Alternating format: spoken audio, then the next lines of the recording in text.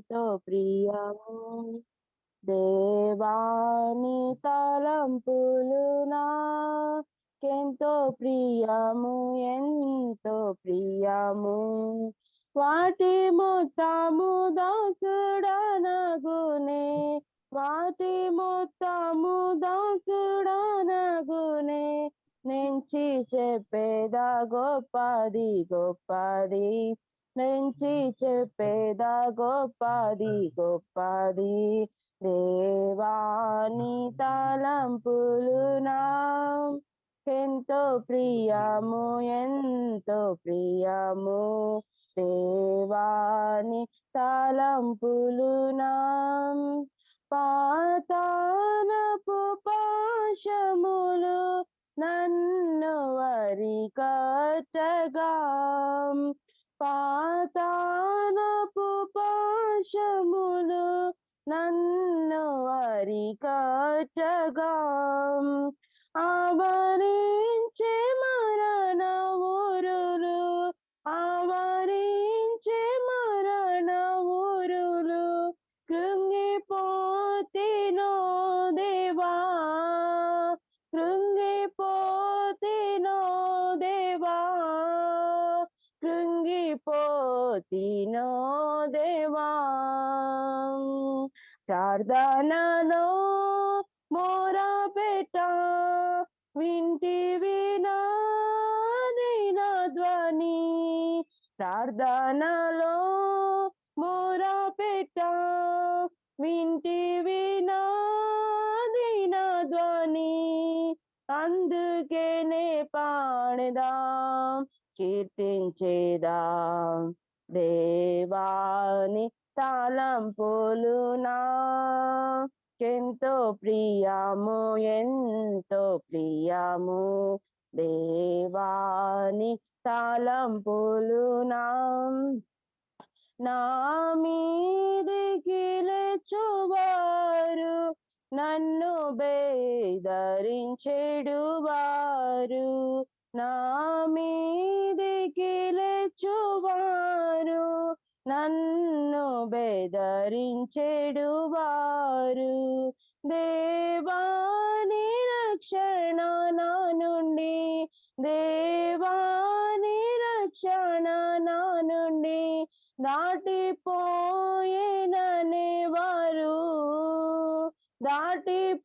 దాటిపోయేననే వారు దాటిపోయేననే వారు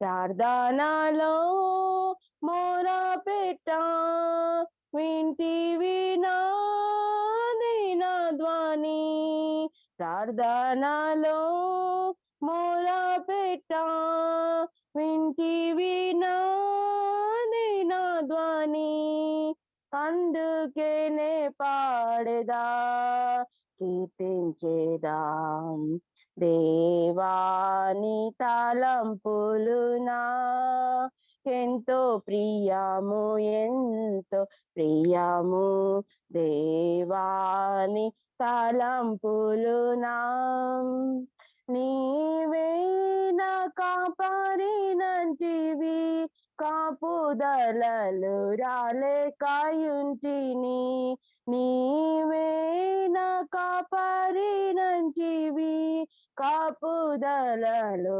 రాలేకాయుంటిని పాపినయ్యుండి పాప మెరుగానంటి పాపినయ్యుండి పాప మెరుగానంటి శాపగ్రస్తుడానైతి దేవా శాపగ్రస్తుడానైతి దేవా శాపగ్రస్తుడానైతి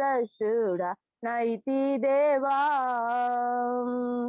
ప్రార్థనలో మొరపెట్ట వింటివి నాది నా ధ్వని ప్రార్థనలో మొరపెట్ట వింటివి నాది నా ధ్వని అందుకేనే పాడేదా కీర్తించేదా దేవాని తలంపులు ఎంతో ప్రియము ఎంతో ప్రియము దేవాని తలంపులు నా మూత వేసిన నా మూర్ఖతయును దాగియుండి నా పాపమును మూత వేసిన నా మూర్ఖతయును దాగియుండి నా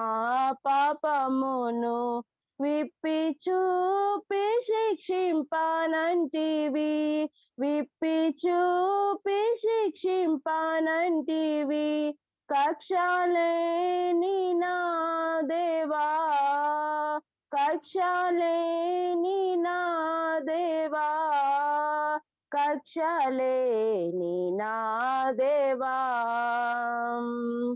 అర్హత లేని వాడను సర్వము పోయిన వాడను అర్హత లేని వాడను సర్వము పోయిన వాడను అందుకేనే పాడదా కీర్తించేదాం దేవాని తలంపులు నాకెంతో ప్రియము ఎంతో ప్రియము దేవాని తలంపులు నా నేను నీ కట్టడలను నేర్చుకోను నాట్లును నేను నీ కట్టడలను నేర్చుకోను నాట్లును శ్రమనొందియుండుట నాకు శ్రమ పొందియుండుట నాకు మేలని నేర్పించితివి మేలని నేర్పించితివి మేలని నేర్పించితివి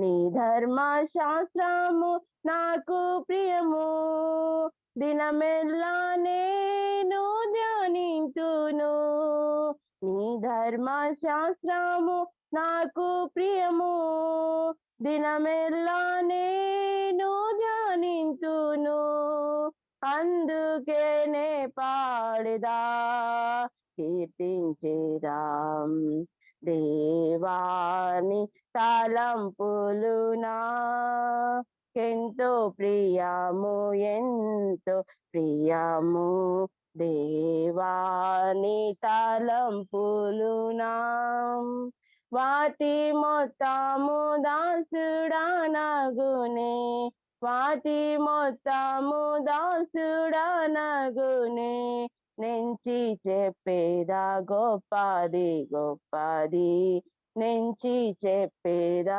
గొప్పది గొప్పది దేవాని తలంపులు నాకెంతో ప్రియము ఎంతో ప్రియము దేవాని తలంపులు నా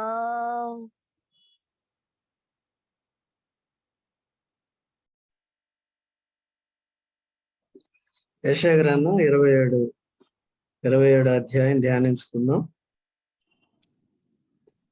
ఆ దినమున యెహోవా గట్టిదై గొప్పదై బలమైన తన ఖడ్గం పట్టుకొనును, తీవ్ర సర్పమైన మకరమును వంకర సర్పమైన మకరమును ఆయన దండించును.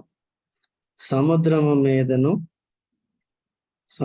మీదనున్న మకరమును సంహరించును. ఈ ప్రవచనం ఇక్కడ సాతానికి విరోధంగా దేవుడు మాట్లాడుతున్నాడు. లేకపోతే భూరాజులు ఏ రీతిగా ఇశ్రాయేల్ని హింసించారో సో వారి నిమిత్తమా ఇక్కడ మాట్లాడుతుంది. కొంతమంది ఈ మకరాల్లాగా వాళ్ళు ఉంటూ వచ్చారు. ఇశ్రాయేలీలు బకరాల్లాగా ఉన్నప్పుడు వాడు మకరం లాగా పనిచేశాడు. మకరం అంటే ఏంటి? మొసలి కదా, మొసలి. సో అట్లా చేశాడు. చూద్దాం తర్వాత. ఆ దినమున మనోహరమగు ఒక ద్రాక్షవనముండును, దాని గూర్చి పాడుడి. యెహోవాను నేను దానిని కాపు చేయుచున్నాను, ప్రతి నిమిషమున నేను దానికి నీరు కట్టుచున్నాను, ఎవడును దాని మీదకి రాకున్నట్లు దివారాత్రము దాన్ని కాపాడుచున్నాను. ఇక్కడ ఆది నుండి కూడా మానవాళిని సాతానుడు నాశనం చేస్తున్నాడు, పాడు చేస్తున్నాడు, దేవుని నుండి దూరపరుస్తున్నాడు. ఎందుకంటే దేవుడు పరిశుద్ధుడు కనుక మనుషులు అపవిత్రులైతే ఆ పరిశుద్ధుడైన దేవునికి దూరం అవుతారని, తర్వాత వారు తన వశములో ఉంటారని, దేవుడు మహిమ పొందడని ఆ ఉద్దేశంతో వాడు నానా రకాలుగా పనిచేస్తూ ఉంటాడు. సో మొదటి నుంచి కూడా అందుకనే యేసుక్రీస్తు ప్రభు ఈ లోకానికి వచ్చాడు. యేసుక్రీస్తు ప్రభు ఇక్కడేముందండి? ఆ దినమున చదువమ్మ గట్టిగా. ఆ దినమున మనోహరమగు ఒక ద్రాక్షవనము. మొదటి ఆ దినమున యెహోవా గట్టిదై గొప్పదై బలమైన తన ఖడ్గము పట్టుకొనును. తీవ్ర సర్పమైన మకరమును, వంకర సర్పమైన మకరమును ఆయన దండించును. సముద్రం మీదనున్న మకరమును సంహరించును. సముద్రం మీదనున్న మకరం దండించును. కాబట్టి అషూర్ రాజు గాని, ఐగుప్తు రాజు గాని, లేకపోతే బబులోను రాజు గాని వీరు దేవునికి విరోధంగా పనిచేస్తూ వచ్చారు. దేవుని ప్రజల్ని చెరపడుతూ పోయారు. తర్వాత వాళ్ళు దేవుని మందిరాన్ని కూడా పాడు చేస్తూ వచ్చారు. దేవుని మందిరంలో ఉన్న పాత్రలను కూడా వాళ్ళు తీసుకుపోతూ వచ్చారు. సో ఈ విధంగా ఉంది. అయితే దీనికి కారకులు ఎవరంటే ఇశ్రాయేలు కూడా అవిధేయులైనప్పుడు సో వీరికి ఈ శిక్షలు అనేవి వచ్చాను. అయితే ఇక్కడ దేవుడు వాగ్దానం చేస్తున్నాడు ఏంటంటే ఆ మకరాన్ని ఏ రాజులైతే వారికి విరోధంగా పనిచేశారో, లేకపోతే ఏ సాతానుడైతే ఈ రీతిగా పనిచేసి దేవుని ప్రజల్ని ఇబ్బందులు పెడుతున్నాడో, లేక సాతానుడు అందరినీ కూడా పాపులందరినీ కూడా తన వశం చేసుకుని వారందరికీ కూడా మనోనేత్రానికి గుడ్డితనం కలిగి చేసి దేవుని చూడకుండా దేవుని విషయాలు ఎరగకుండా చేస్తున్నాడో, వీటన్నిటినీ ఏం చేయాలి? తొలగించటానికి మనుషులందరినీ కూడా విడిపించడానికి, తన ప్రజలందరినీ కూడా కాపాడటానికి ఏం పంపిస్తాడంట? యెహోవా గట్టిదై గొప్పదై బలమైన తన అది గుర్తుపెట్టు. గట్టిదై గొప్పదై బలమైన తన ఖడ్గం. మళ్ళీ మర్చిపోం కదా. గట్టిదై గొప్పదై బలమైన ఏమై ఉండొచ్చు? గట్టిదై గొప్పదై బలమైన ఖడ్గం ఏదై ఉండొచ్చు? అది ఎవరిని సంహరిస్తుందంట? తీవ్ర సర్పమైన మకరం. తీవ్ర సర్పమైన మకరం. సర్పమేమో కుయుక్తికి, మకరమేమో బలానికి గుర్తు అన్నమాట. ఒకే దానికి రెండు పేర్లు పెట్టి. సర్పం ఎవరు? అవ్వని ఎవరు మోసగించారు? సర్పం. అర్థమైందండి. తర్వాత ఈ రాజు అంటే ఈ ఐగుప్తు రాజు కానీ, బబులోను రాజు కానీ, వేరే రాజులు కానీ ఆ మకరాన్ని నేను గాలం వేసి వెనక్కి పంపిస్తానంటాడు. రాజులంతా వీళ్ళ మీదకి వస్తారు కదా అప్పుడు. ఎందుకంటే నైలు నదిలో కూడా, లేకపోతే ఆ ఎర్ర సముద్రంలో కూడా ఆ ఫరో సైన్యాన్ని ఏం చేశాడు? ముంచేది. అంటే మకరానికి ముఖతాడు వేశాడు కదా. వాళ్ళు యెహోవాను జయించగలుగుతూ వచ్చారా? ఆనాటి నుంచి కూడా దేవుని ప్రజలకు విరుద్ధంగా దేవుడు ప్రజల పట్ల వారిని విడిపించాలనే ఉద్దేశం కలిగినప్పుడు ఆటంకపరిచే వారందరికీ కూడా ముక్కుకి గాలం వేశారు. వారి బలాన్ని బలహీనతగా చేస్తూ వచ్చారు. కాబట్టి అటువంటి బలమైన రాజుల నుంచి కూడా తన ప్రజలైన ఇశ్రాయేలుని విడిపించాడా లేదా? అయితే ఇప్పుడు మళ్ళీ చెప్పండి. గట్టిదై గొప్పదై బలమైన. Very good. గట్టిదై గొప్పదై బలం. ఇదేంటి? సిలువ. ఎవరి సిలువ అది? నీవు నేను చేసుకుని మెడలు వేసుకుని సిలువ కాదు. ఎవరి సిలువ ఇది? సిలువ యేసుక్రీస్తు ప్రభు ఏ సిలువ మీద అయితే సిలువ వేయబడ్డాడు ఆ సిలువ ఎవరిని సంహరించింది? యేసుక్రీస్తు ప్రభు ఆ సిలువ వేయబడినప్పుడు ఇట్ ఈస్ ఫినిష్డ్. సాతాను రాజ్యం ఏమైపోయింది? కూలిపోయింది. అంతకుముందు చూసుకున్నాం కదా, దేవుడు మొట్టమొదటిగా స్త్రీ సంతానం వచ్చి సాతాను యొక్క తలను చితక్కొడతాడు అనే ప్రవచనం ఉంది, చదువుకున్నాం కదా. మళ్ళీ ఒకసారి చదువుకోండి, గుర్తు చేసుకోవటం మంచిది. చదవండి ఆదికాండం 3:15.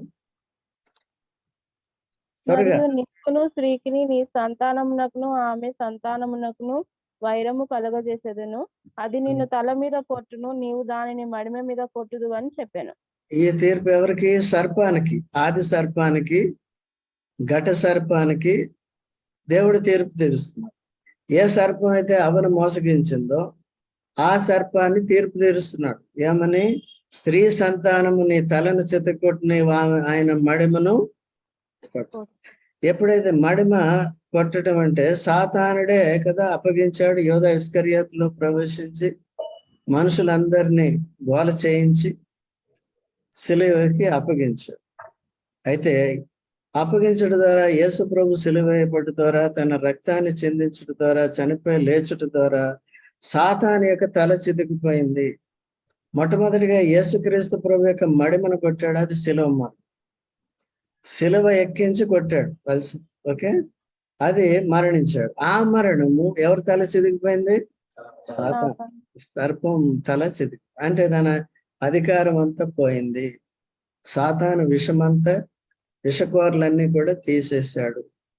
ఇప్పుడు అందుకనే ప్రభువైన యేసుక్రీస్తు మరణ పునరుద్ధానాల్లో విశ్వసించిన వారంతా కూడా, పాపాలు ఒప్పుకున్న వారంతా యేసు రక్తంలో కడుగుబడి సాతానిక అధికారం, అంధకార సంబంధం అధికారం నుంచి విడుదల పొందుతున్నారు కదా. కొలసి 1:13 ఉంటుంది, సాతానిక అంధకార సంబంధమైన అధికారం.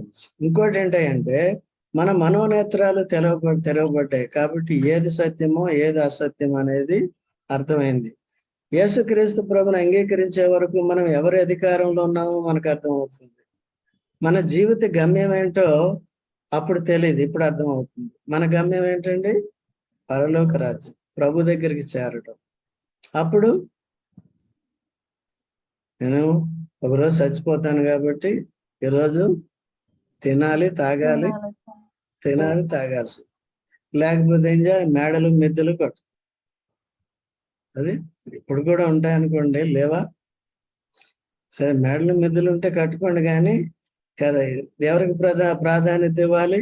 ఇవన్నీ విడిచిపెట్టి వెళ్తాను. ఏదుంది నాకు? దేవుడు చేతులతో చేయబడింది. దేవుడు తానే సొంతంగా నిర్మించిన పరలోక రాజ్యానికి మనల్ని ఏం చేశాడు? వారసు, పునాదులు ఇలా పట్టణానికి వారసులుగా చేశాడు. సో ఇవన్నీ కూడా మనకు అర్థం. సిలువ ద్వారా సాతాన్ని సంహరించాడు, సాతానిక అధికారాన్ని కోల్కొచ్చాడు. వాని అధికారంలో నుండి, సాతానిక బలములో నుండి మనల్ని విడిపించాడు, తన ప్రజలుగా చేసుకున్నాడు. మనల్నే కాదు, యేసుక్రీస్తునందు విశ్వాసం ఉంచిన వారందరినీ కూడా విడిపిస్తాడు. ఇప్పుడు ఏంటంటే అటు ఇశ్రాయేలీయులు కానీ ఇటు అన్యజనులు ఎవరైనా సరే ప్రభువైన యేసుక్రీస్తు సిలువ యందు విశ్వాసం, సిలువ మరణములో విశ్వాసం, ఆ శిలువలో కాల్చిన రక్తం నందులు విశ్వాసం, పునరుద్ధానుడయ్యాడని నమ్మాలి. ఓకే, ఇంకా అన్నిటికీ చనిపోడు. కాబట్టి ఆఖరికి సాతాను కూడా ఎక్కడేస్తాడు? నరకంలో వేసే అధికారం ఎవరికి ఉంది?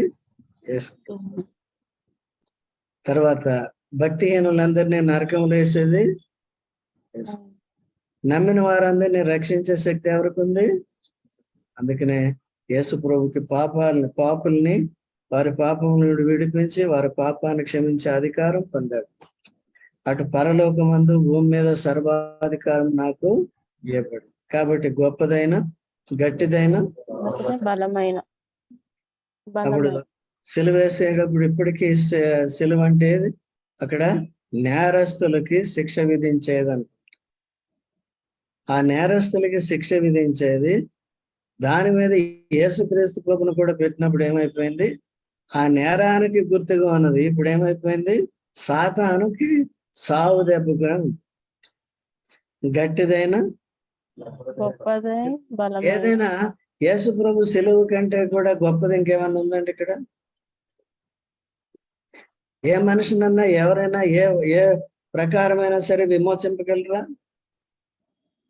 49వ కీర్తనలో దావీదు చెప్తాడు, ఏ విధం చేతనైనా తన సహోదరుని ఇక్కడ విమోచించలేదు. ఎవరు విమోచిస్తారు? యేసు శిలువ. అది గొప్పది. తర్వాత ఇంకోటేమో బలమైనది. బలమైనది అంటే ఇప్పుడు కనిపించే పామును చంపవచ్చు, చిన్న కర్ర తీసుకుంది. కనపడిన పాము సాతాన్ని దేంతో కొడతావు? పెట్టగలవా రాకేష్? ఎవరు పెట్టారు? కాబట్టి సిలువ, యేసు ప్రభు సిలువ అని చెప్పారు. సిలువలో అనేక దొంగలు కూడా వేయబడ్డారు. ఆ సిలువ కాదు. మనం మెడలో వేసుకుంటాం, ఆ సిలువ కాదు. వేసుకోమని చెప్పట్లేదు, దానికి అంత విలువ లేదు. యేసు ప్రభు సిలువ వేయబడ్డాడు, దానికి ప్రాముఖ్యం. సిలువను ఎత్తుకుని తన సిలువను ఎత్తుకుని వెంబడించాలంటే తను తాను ఉపేక్షించుకోమని తనకి తాను నా జీవితం నాకు నేను ఇంపార్టెన్స్ ఇచ్చుకోకుండా ఎవరికి క్రీస్తు ప్రథమ స్థానం ఇచ్చేటట్టుగా ఆయన చిత్తం చేసేటట్టుగా అప్పగించుకోవాలని దాని అర్థం. సరే, ఇప్పుడు సిలువ కంటే బలమైనది ఏదైనా ఉందా లోకానికి? అది బలహీనమైంది, వెర్రితనం. నీకు నాకు ఎప్పటి వరకు? అంతవరకు. వెరీ గుడ్ అండి. ఇప్పుడు నెక్స్ట్ దాంట్లోకి రమ్ము. ఆ దినమున మనోహరమగు ఒక ద్రాక్షావనం ఉండును, దాని గురించి పాడుడి. చాలండి. ఆ దినమున అంటే శిలువ మరణం తర్వాత వచ్చింది ద్రాక్షావనం. చూడండి దయచేసి, శిలువ మరణం పునరుద్ధానం తర్వాత వచ్చింది ఏంటి? మనోహరమైన ద్రాక్షావనం. దయచేసి చూడండి, యోహాను సువార్త 15వ అధ్యాయం మొదటి నుండి చదవమ్మా. నేను నిజమైన ద్రాక్షావల్లిని, నేను ద్రాక్షావల్లి. మనోహరమైన ద్రాక్షావల్లి ఎవరండి? యేసుక్రీస్తు ప్రభు. ఏ యేసు ప్రభు? సిలువ వేయబడిన యేసుక్రీస్తు ప్రభు. అర్థమైందా? ఎవరైనా ద్రాక్షావల్లిని నేను, సిలువ కార్యం అయిన తర్వాత, మరణాన్ని జయించిన తర్వాత ఎవరండి ద్రాక్షావల్లి? యేసు. తర్వాత చదవమ్మా. నా తండ్రి వ్యవసాయకుడు. నా తండ్రి వ్యవసాయకుడు అంటే నేను ఒక్కడనే కాదు, నా తండ్రి వ్యవసాయకుడు. నాలో ఫలింపని ప్రతి తీగను ఆయన తీసి పారవేయును. చూసారండి, ఎందరైతే విశ్వాసం ఉంచారో వారంతలో ఆయనలో తీగలయ్యారు. తీగ ఫలిస్తుందా? అక్కడ స్టెమ్, కాండం ఫలిస్తుందా? ద్రాక్షావల్లి ఫలిస్తుందా? ద్రాక్షావల్లి తీగలు ఫలిస్తాయా? కాబట్టి ఎందరైతే నమ్ముకున్నారో వారంతా ఆ ద్రాక్షావల్లిలో తీగలయ్యారు. కాబట్టి మనం ఏం చేయాలి? ఓకేనా? కాబట్టి ఆ దినమున మనోహరమగు ఒక ద్రాక్ష. కాబట్టి ఆ ద్రాక్షావనం యొక్క సువాసన, సుగుణాల గురించి పరమగీతాల్లో కూడా ఉంటుంది. అది కొంతమందికి తెలుసు, మిగిలిన వారు కూడా కొన్ని అధ్యాయాలు ఉంటాయి కాబట్టి చదువుకోవచ్చు. అది ఆ ద్రాక్షావనం, దాన్ని యేసుక్రీస్తు ప్రభు రెండోసారి వచ్చినప్పుడు దాని సువాసన కొరకు వస్తాడని రాయబడి ఉంది, దాని ఫలాల కొరకు వస్తాడని రాయబడి ఉంది. సో మనలందరినీ కూడా ఆ రీతిగా సంపాదించుకున్నాడు. మనం ఇప్పుడు ఏ ఫలం ఫలించాలి అమ్మా? చూడండి, ద్రాక్షావల్లిలో ఉన్న మారు మనసు, తగిన ఫలాలు ఫలించాలి. తర్వాత ఆత్మ ఫలాలు ఏంటవి? ప్రేమ, సంతోషము, సమాధానము, దీర్ఘశాంతము, దయాళుత్వం, మంచితనము, విశ్వాసము, సాత్వికము, ఆశా నిగ్రహం. ఇది కరెక్ట్ గా చెప్పాలంటే వరుసగా సండే స్కూల్ పిల్లల్ని అడిగారు. మిమ్మల్ని నన్ను అడిగితే చెప్పలేం. అర్థమైందా? ఆ ప్రేమ, సంతోషము, సమాధానము, మంచితనము, విశ్వాసము, సాత్వికము, నిగ్రహము. ఆశా నిగ్రహం లాస్ట్. సండే స్కూల్కి వెళ్ళావా? Right, very good. కాబట్టి ద్రాక్షావల్లిలో ఉన్నప్పుడు ఈ ఆత్మ ఫలాలు మనం ఫలిస్తాం. దేంట్లో ఉండాలి? ఇప్పుడు ద్రాక్షావల్లి ఎప్పుడు కూడా ద్రాక్ష మధురంగా ఉంటుంది, స్వీట్గా ఉంటుంది. శరీర క్రియలు చేదైనవి, ఆత్మక్రియలు మధురమైనవి. శరీర క్రియలు చేదుగా ఉంటాయి, ఇప్పుడు ఇశ్రాయేలుకి చేదనుభవం ఎప్పుడు వచ్చింది? వారి జీవితాలు మధురంగా ఉన్నాయా? విశ్వాసంతో ఉంటున్నారా? లేక దేవుని శోధిస్తున్నారా అని పరీక్షించడానికి మొట్టమొదటిగా ఐగుప్తు నుంచి విడిపించిన తర్వాత వారు మొదటి మజిలీ ఎక్కడికి వెళ్ళారు? మారాకి. వాడికి ఏమైంది? దప్పికైనప్పుడు అక్కడ ఒక చిన్న పాండ్, చిన్న నీళ్ళ గుంట ఉంది.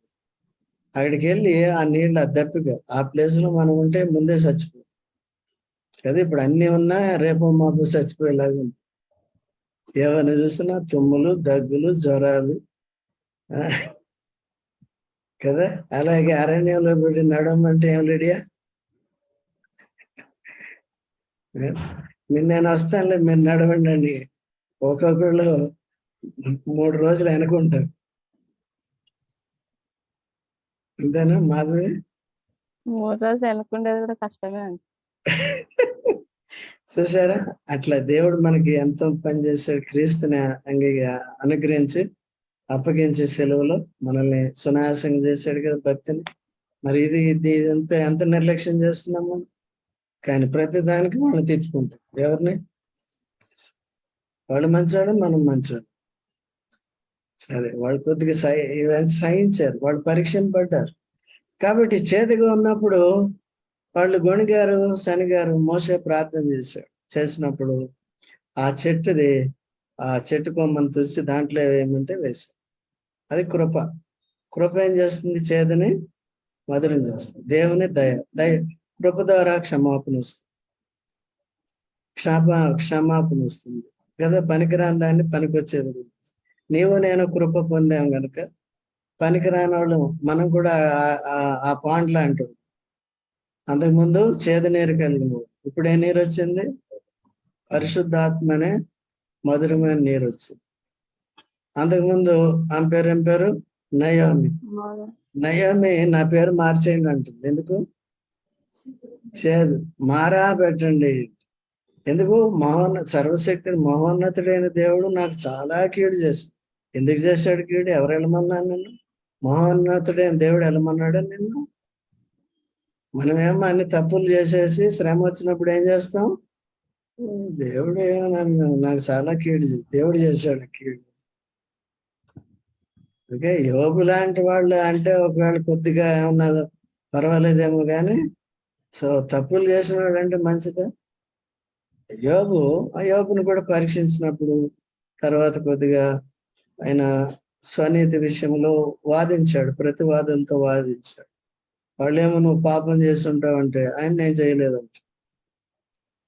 సో అలాంటి వాళ్ళని పక్కన పెట్టేసి కాముకుంటూ బాను వాళ్ళు వదలరు కదా. ఒకళ్ళు కాదు, ఇద్దరు కాదు, ఏకంగా ఎంతమంది? 3 నలుగురు తగులుకుంది, ఒకరి తర్వాత ఒకరి తర్వాత. ఎటువంటి పరిస్థితుల్లో? ఒక పక్కన అరికాల నుంచి నన్నెత్తి వరకు పండ్లు, చిల్ల పెంక తీసుకుని, పగిలిపోయిన కొండ పెంక తీసుకుని గీరుకుంటున్నాడు. ఓ పక్కనేమో వీళ్ళు బాధలు. ఎవరి బాధలు? బాధ అన్నవాడికి బాధ. ఏమని బాధ? నువ్వు తప్పు. ఏది? బల్ల బాధ. బాధ అన్నవాడికి బల్ల బాధ. నువ్వు తప్పు చేసావు. సరే, ఇవన్నీ జాగ్రత్తగా మనం చూసుకోవాలండి. తర్వాత ఇశ్రాయేల్ ఆ రీతిగా ఏం చేశాడు? పరీక్షించినప్పుడు వారు తప్పిపోతూ వచ్చారు. వారు దేవుని బిడ్డలో చూపించవలసిన సహనాన్ని కానీ దేవుని విశ్వాసాన్ని కానీ వారు పొందలేదు. అయితే దేవుడు వారి ప్రతి అవసరాన్ని తన కృపను బట్టి వారికి ఏం చేశాడు? మారా నీళ్ళని మధురం చేసి వాడు దెబ్బకి తీర్చాడా లేదా? తర్వాత బండను చేసి నీళ్ళు ఇచ్చాడా లేదా? ఆకాశం నుండి మన్నాన్ని పంపించాడా లేదా? వారికి మాంసాపేక్ష కలిగినప్పుడు కూరేళ్ళని పంపించాడా లేదా? బర్డ్స్ ని, పిట్టల్ని, కౌజు పిట్టల్ని కదా పంపాడా లేదా? ఎప్పుడైతే వాళ్ళు విపరీతం అయిపోయింది ఆశ, ఒక నెల రోజులు వాళ్ళు ఆ మాంసాన్ని తింటూనే ఉన్నారు. వాళ్ళకి జలుబు చేసి జ్వరం వచ్చి ముక్కు నిండా చీముడు కారుతుంటే ఇక అప్పుడు దేవుని కోపం మీరు చదువుకోండి సంఖ్యాకాండం, అర్థమైందండి. సో ఇటువంటి పరిస్థితులు. అయితే ఇప్పుడు క్రీస్తు ఎవరండి మనకి? ద్రాక్షావళి. మనం ఎవరు దాంట్లో? ఈ క్రీస్తులో మనం ఏం ఫలం ఫలించాలి? ఆత్మ ఫలం ఫలించాలి. క్రీస్తు యేసు ద్వారా మనం పొందింది ఏంటి? పరిశుద్ధాత్మ. పరిశుద్ధాత్మను మనం పొందినప్పుడు ఏ ఫలం ఉండాలి? ప్రేమ, సంతోషము, సమాధానము. నన్ను ప్రేమించేవాడిని నేను ప్రేమిస్తా. అది ఆత్మ ప్రేమ కాదు కదా. నాతో సమాధానంగా ఉన్న వారికి నేను సమాధానం, అది కాదు. యేసు ప్రభు ఎవరిని ప్రేమించాడండి? శత్రువులు ప్రేమించాడు. మన మిత్రులమా? లోక స్నేహం చేసి చెడిపోయిన వాళ్ళం కదా. మనల్ని ప్రేమించి ప్రాణం పెట్టాడు కదా. సో అది అర్థమవుతుందండి. ఇక్కడ ఏ ద్రాక్షావళిని? మనోహరమైన ఒక ద్రాక్ష వనముండును, దాని గురించి ఎన్ని కీర్తనలు పాడుతున్నాం దాని మీద. తర్వాత మూడో యెహోవాను నేను దానిని కాపు చేయుచున్నాను, ప్రతి నిమిషమున నేను దానికి నీరు కట్టుచున్నాను, ఎవడును దాని మీదకి రాకున్నట్లు దివారాత్రము దాన్ని కాపాడుచున్నాను. ఇప్పుడు వచ్చేటప్పటికి సంఘం అన్నమాట. సంఘాన్ని దివారాత్రం ఏం చేస్తున్నాడు దేవుడు? అటు యూదులు గాని అన్ని జనులు గాని ఎవరైనా సరే ద్రాక్షావళిలోకి వచ్చినప్పుడు, ఈ సంఘములోకి, మనోహరమైన ఈ సంఘములోనికి వచ్చినప్పుడు వారందరినీ కాపు కాస్తాడు. ఎందుకు కాపు కాయాలి? శత్రువు స్నాచ్ చేయటానికి ప్రయత్నం చేస్తుంటాడు. అందుకనే యెషయా గ్రంథంలో 49వ అధ్యాయం తీనవసరం లేదు, 15వ వచనంలో ఏమంటాడు? నా అరచేతిలో మిమ్మను. తర్వాత యోహాను సువార్తలో కూడా యోహాను సువార్త 16వ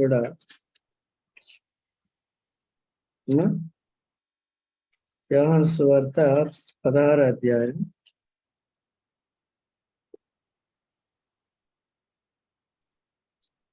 యోహాను సువార్త 16వ అధ్యాయం చూడండి.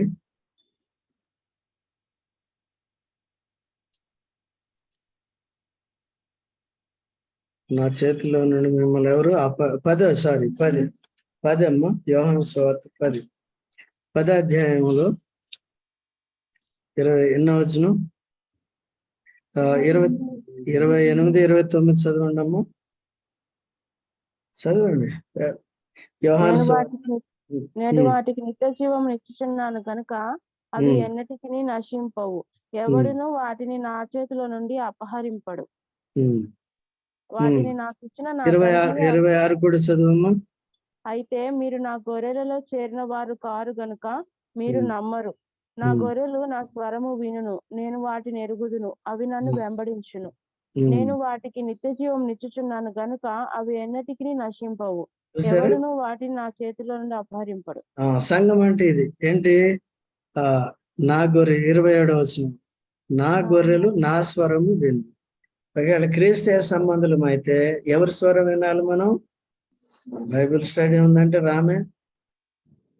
పోనీ నువ్వు చదువుకుంటున్నావా? చదువుకున్నప్పుడు ఏ స్వరం వింటున్నావు కదా? ఏదో మామూలుగా చదువుకుంటూ వెళ్ళిపోతూ ఉంటాం. అట్లా లేదు, దాన్ని ఏం చేయాలి? మనం ధ్యానించాలి. సరే, చదివినప్పుడు టైం లేదు, చదివేసుకో. మళ్ళీ టైం ఉన్నప్పుడు దాన్ని ఏం చేయాలి? ధ్యానించడం అంటే ఇప్పుడు మనం చేస్తున్నాం కదా. I never prepared this message. What am I doing? ధ్యానిస్తుంది. The Holy Spirit will reveal us all these things. Okay.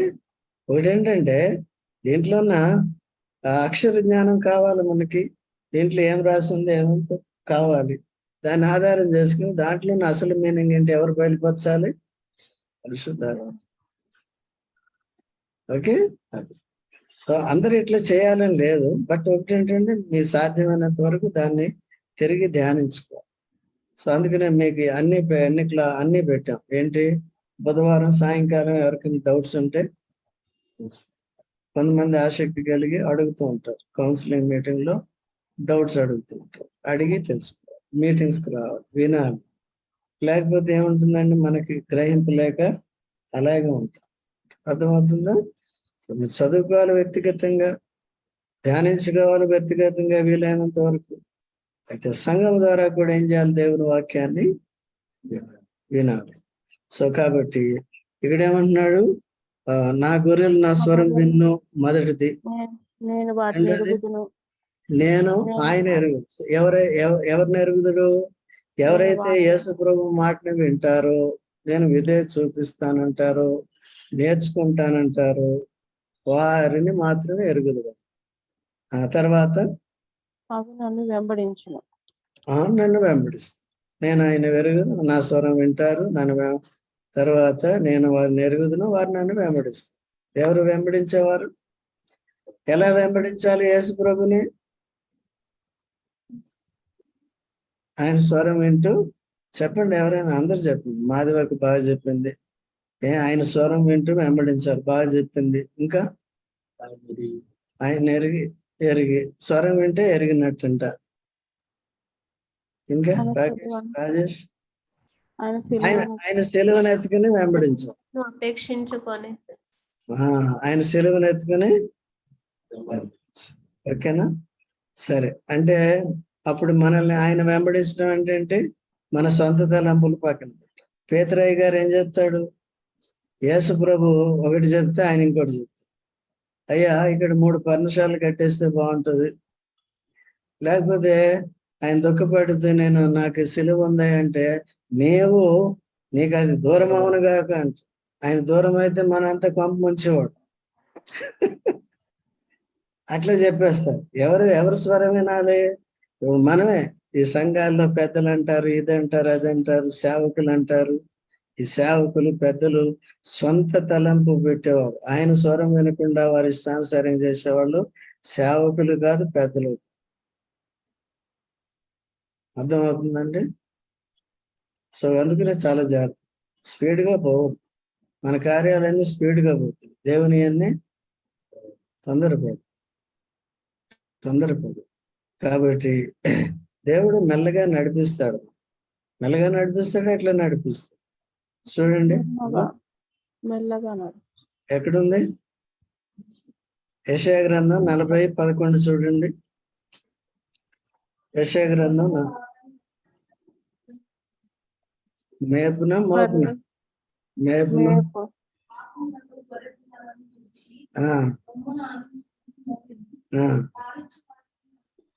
మెల్లగా నడుపును. అర్థమైందండి? సో అన్నిటికీ చూడండి, అనేక రకాలు ఉంటారు సంఘంలో. వారందరినీ ఎవరిని ఎలాగ డీల్ చేయాలి, ఎవరిని ఎలాగా తీసుకెళ్ళాలని చూడాలి. కొంతమంది చిన్నపిల్లల్ని తీసుకుని వస్తారు. కొంతమంది సేవకులు డిసిప్లైన్ అంట. మీరు అలా కూర్చోకండి, పిల్లల్ని ఆడించకండి, పిల్లల్ని తిరగనివ్వకండి. ఆ పిల్లలు నీ పిల్లలు. నువ్వైతే ఏం చేస్తావు? నీవు అటువంటి పరిస్థితులు ఉన్నప్పుడు నువ్వేం చేసావు? నీ భార్యను గద్దించావా? అట్లా చేస్తావు కదా. కావాలని చేస్తున్నారు అక్కడ. మరి అంత మాత్రం తెలివి ఉండొద్దా నడిపించే నాయకుడికి? అర్థమైందంటే ఉంటారు. మరి వాక్యం ఏం చెప్తుంది? శిశువులను కూడా తీసుకుని వెళ్ళమని చెప్తుంది. మళ్ళీ ఆబాధ చేసేటప్పుడు ఆబాధ చేస్తారు. శిశువులను కూడా తీసుకొచ్చి అక్కడ కేఆర్మని ఏడ్చింది. తిట్టారనుకో ఏమవుతుంది? నేను అవన్నీ భాషలు వాడట్లేదు, నేను విన్న భాషలు వాడట్లేదు. అట్లా చేయకూడదు. మరి ఇంకా మరి స్టాప్ చేయట్లేదు అని కొద్దిగా బయట కూర్చోబెట్టుకోమ్మా, మళ్ళీ మానేసిన తర్వాత అంటే వాళ్ళు బయటికి తీసుకెళ్ళి కొద్దిగా పాలసీ నెమ్మదిగా తీసుకొస్తారు. వాళ్ళకి తెలుసు, పెద్దవాళ్ళు ఏమైనా చిన్నపిల్లలు వాళ్ళు పిల్లల్ని కన్నారంటే కదండి. అట్లా మరీ విపరీతంగా. ఓకేనండి? సో ఎంతవరకు వచ్చింది? ఆయన ఏం చేస్తున్నాడు? మళ్ళీ వెనక్కి రండి. యెహోవాను నేను దాన్ని కాపు దేన్ని కాపు చేస్తున్నాడు? క్రీస్తులో ఉన్న వారందరినీ కూడా, క్రైస్తవ సంఘాన్ని కాపుగాస్తున్నాడు. ఫలించేటట్టుగా పరిశుద్ధాత్మనిచ్చినాడు. ఆత్మ ఫలం కలిగి ఉంటే శరీర క్రియలన్నిటినీ జయించగలుగుతాం. తర్వాత శరీర చెడు తత్వాన్ని అంతటినీ కూడా, కారు ద్రాక్షలు అంటే శరీర క్రియలు 5వ అధ్యాయంలో ఉంటుంది. యెషయా గ్రంథంలో కారు ద్రాక్షలు అనే మాట ఉంటుంది. అదైతే తర్వాత చూద్దాం, పర్వాలేదు. ప్రతి నిమిషము చూడండి, ప్రతి నిమిషము నేను దానికి ఏంటంటే నీరు ఏది? వాక్యం. ప్రతి నిమిషము కడుపు. ఓకే. తర్వాత సంఘములు అంటే ఒకవేళ నేను ప్రతి నిమిషం చదవచ్చు. సంఘములో ఇప్పుడు భూమి మీద ఈ భూలోకంలో ఎగ్జిస్ట్ కోట్లాది మంది విశ్వాసులు ఉంటారు. వాళ్ళందరూ వాక్యం చదువుతారు.